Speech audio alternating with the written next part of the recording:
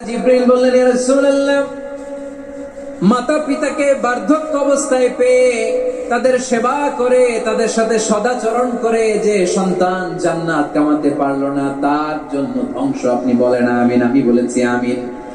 আবার মিম্বারের তৃতীয় ধাপে ঠিক যখনই আমি পা রাখলাম, সাইয়েদনা জিব্রাইল বললেন, নবী, রমজান মাস পাওয়ার পরে এই মাসে ইবাদত করে যে ব্যক্তি নিজের গুনাহ মাফ করাতে পারলো না, তার জন্য ধ্বংস আপনি আওয়াজ করে পড়েন আমিন। কত বড় ধমক, কত বড় ওয়ার্নিং দেখছেন, যে রমাদান পেয়েছে কিন্তু রমাদানের ইবাদত করার মধ্য দিয়ে সে নিজেকে জাহান্নাম থেকে মুক্ত বানাতে পারলো না, তার উপর আল্লাহ লানত, তার জন্য ধ্বংস। সাইয়েদনা জিব্রাইল বলেছেন আমিন, স্বয়ং বিশ্বনবীও বলেছেন আমিন। আওয়াজ করে পড়েন নাউযু বিল্লাহ। তাহলে রমজান আসবে আর আমরা নিজেদেরকে জাহান্নামীদের লিস্ট থেকে নাম কাটিয়ে জান্নাতীদের লিস্টে উঠাতে পারবো না। এর চেয়ে বড় হতভাগা কি আর কেউ থাকতে পারে? আওয়াজ করে বলেন। তাহলে রমাদানের এই রহমত, বরকত, মাগফিরাত, ফজিলত আমাদের কামাই করার দরকার আছে না নাই? আর মাত্র 7 দিন বাকি। আর মাত্র কয় দিন? এগুলো নিয়ে আমাদের কোনো আগ্রহ নাই। তোমাকেই খুঁজছে বাংলাদেশ, ক্লোজ আপ ওয়ান, আর মাত্র 7 দিন বাকি। টেলিভিশনে বিজ্ঞাপন আছে না নাই? রাফেল ড্র হবে লটারির, আর মাত্র 5 দিন, আছে না নাই? কিন্তু এমন এক বরকতময় মাস আসতেছে, আর মাত্র 7 দিন বাকি। আমাদের কোনো সেন্সই নাই, আমাদের মধ্যে কোনো অনুভূতি কাজ করে না। হায় রে দুর্ভাগা মুসলমান। আমার প্রিয় ভাইয়েরা, আপনি পৃথিবীতে যত ইবাদত করেন সব ইবাদতের সওয়াব নির্ধারিত। এটা পাবেন বা ওইটা পাবেন, এই সওয়াব জান্নাতে, এই বাড়ি ওই বাড়ি। শুধু সিয়ামের সওয়াবটা অনির্ধারিত।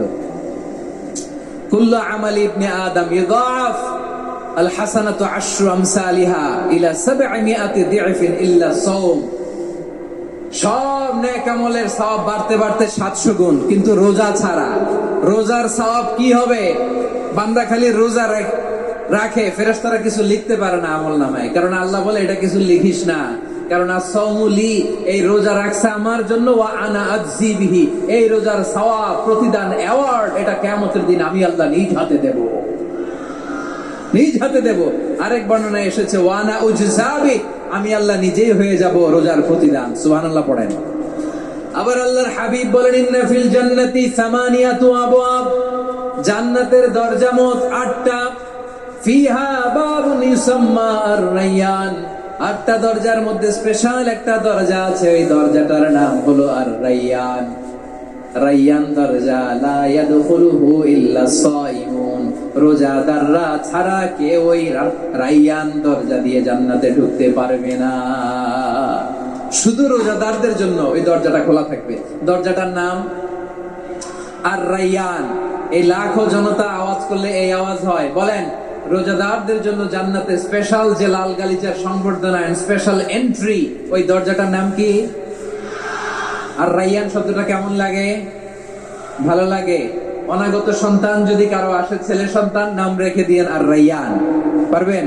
আমাকে সবাই ধরে রাস্তা ঘাটে, বাসায়, অফিসে, আদালতে, এয়ারপোর্টে ধরলে, হুজুর আমার একটা ছেলে হবে, 2 মাস পর একটা নাম দেন। চাঁপাইনবাবগঞ্জ বাসীর জন্য আমি একটা নাম দিয়ে গেলাম। সামনের 2-3 মাসে, 4 মাসে, 6 মাসে যাদের ছেলে সন্তান হতে পারে বলে মনে করেন, যদি পছন্দ হয় নামটা, নাম রেখে দিয়েন রায়্যান। কি নাম? লা ইয়াদখুলুহু ইল্লা সাইমুন, রোজাদাররা ছাড়া কেউ ঢুকতে পারবে না। মান দাখালাহু লাম ইয়াজমা আবাদা, একবার যে এই গেট দিয়ে ঢুকবে, he will never be thirsty again, তার গলা থেকে চিরকালের জন্য আল্লাহ তৃষ্ণা মিটায় দিবে। আমরা এই রায়্যান দরজা দিয়ে সেদিন জান্নাতে ঢুকতে চাই কি চাই না? আমার প্রিয় ভাইরা, প্রতি রাতে রমাদানে আল্লাহর ফেরেশতারা আহ্বান জানায়, ইয়া বাগিয়াল খাইরি আকবিল,